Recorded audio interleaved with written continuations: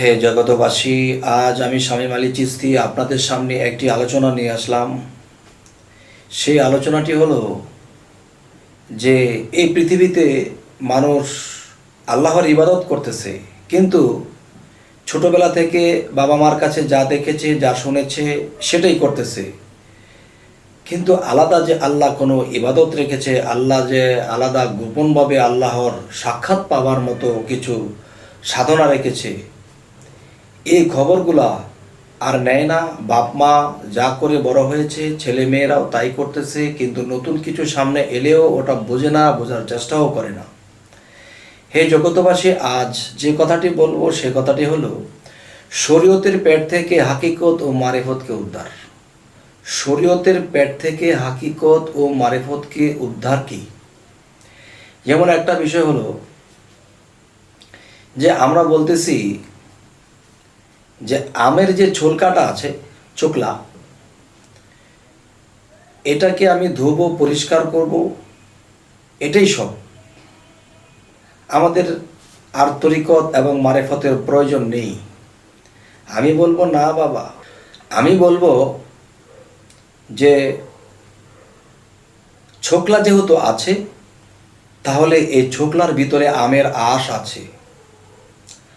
আমের আঁশ যেহেতু আছে, তাহলে আঁশের ভিতরে একটা চারা আছে।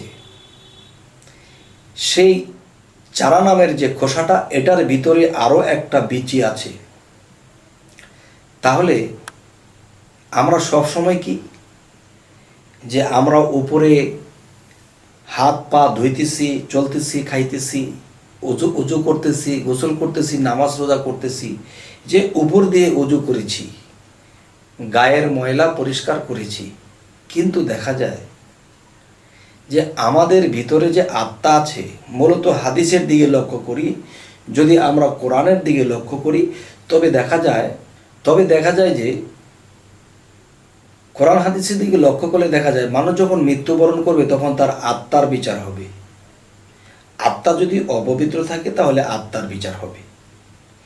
এখন দেখা যায় আমি দেহটাকে ধুয়েছি, মুছেছি, পবিত্র করেছি, আল্লাহর কাজ করেছি, কিন্তু মূলত আত্মার মধ্যে যে পাপের ময়লা লেগে আছে সেগুলো আমি ওযু করিনি বা গোসল করিনি বা পরিষ্কার করিনি বা নিজেকে পবিত্র করিনি, যার ফলে নামাজে দাঁড়াইছি, চলে গেছি বিদেশে, চলে গেছি বাড়িতে, চলে গেছি বাজারে। তাহলে কি বলেছিলাম? আল্লাহু আকবার। আল্লাহকে সামনে হাজির নাজির রেখে, সর্বশক্তিমানকে সামনে হাজির নাজির রেখে আমরা নামাজে দাঁড়াই গেলাম। কিন্তু নামাজে দাঁড়াইয়া যখন আমরা হ্যান্ডকাপ দিলাম, তখন কি হলো? আমি আর মসজিদে রইলাম না, বা আমি নামাজের স্থানে রইলাম না, বিভিন্ন জায়গাতে চলে গেছি। তাহলে এই নামাজে কখনো আল্লাহর মেরাজ হবে না। কেন হবে না? যে আমার দেহ পরিষ্কার করেছি, আত্মা পবিত্র করিনি, আত্মার পবিত্রতা করা হয়নি। তাই এই জন্য বলা হয়েছে যে শরীয়তের পেট থেকে হাকিকত ও মারিফতকে উদ্ধার। কিভাবে? যারা সে আমের ছোলকার ভিতরে আঁশ পেয়েছে, আঁশের ভিতরে চারাটা পেয়েছে, চারার ভিতরে আরেকটা বিচি আছে, মূলত সেটাই আসল। আর সেটা যদি না থাকে তাহলে কিন্তু এই বিচি কখনো গাছ হবে না। এজন্য বলি, মানুষের ভিতরে মানুষ, তার ভিতরে সাই, তারে পাইবার জন্যে তো আমরা উলিয়াদের কাছে যাই। কিন্তু কোরআন হাদিস পড়েছি, বুঝি না বলে এর মধ্যে খুঁজে পাই নাই। হে জগতবাসী, আসল কথাটা আমি আপনাদেরকে জানাই। সেটি হলো যে আমি যখন কোরআন হাদিস পড়েছি, তখন আমি কোরআনের সূরাতে পড়েছি যে সূরা কাহাফ, সূরা সাফাত এবং সূরা ইনসিরা এবং সূরা ফাতা, এর মধ্যে আল্লাহ ইঙ্গিত করেছেন যে যারা আমার সুপথ প্রাপ্ত না, তাদের কোনো মুর্শিদ নেই, তাদের জন্য মুর্শিদ রাখা হয়নি। তাহলে যাদের মুর্শিদ নেই, তারা সুপথে নেই, এ কথা বলতেছে।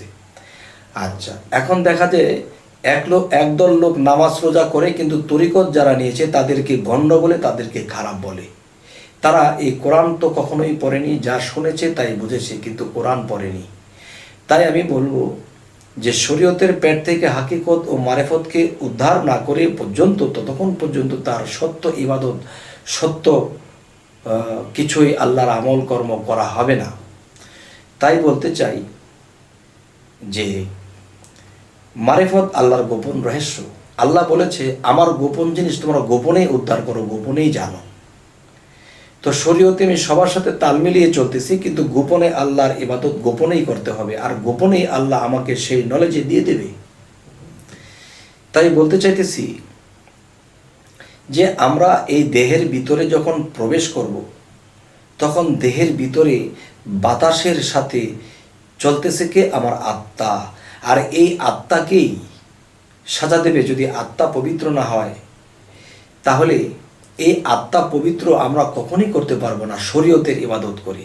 তবে শরীয়ত কিন্তু মারিফত ছাড়া না, মারিফত কিন্তু হাকিকত ছাড়া না, সবটাই সবটার সাথে জয়েন করা।